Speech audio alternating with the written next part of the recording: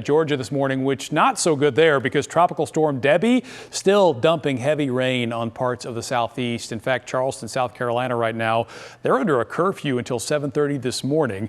That area has already seen about a foot of rain and a tornado. So far, officials say at least 6 people have died in this storm, and it is still on the move. As we check in with Greg Fields, and Greg, you and I were talking before, we know this is kind of parked over the Atlantic right now, and the thing about that is it can pick up some more steam. And it will get a little bit stronger while it's out over those open water. It's going to make another landfall a little bit later on today, heading into tomorrow perhaps, as we take a look at the center of that circulation with Debby, still dealing with Debby, and we will for a few more days up and down the eastern seaboard there, as we're looking at the circulation now just offshore south of Charleston there in South Carolina. We'll zoom in just a little bit, and you can see we are looking at the circulation out over the warmer waters now of the Atlantic, so it will get a little stronger. It will pick up a bit of steam as it still drifts off to the east at only around 5 miles per hour or so. You see it's around roughly 65 miles south and southeast of Charleston there, moving east ever so slowly at 5, but then it's going to start to work its way back to the north a little bit, moving back on shore somewhere near Charleston, maybe just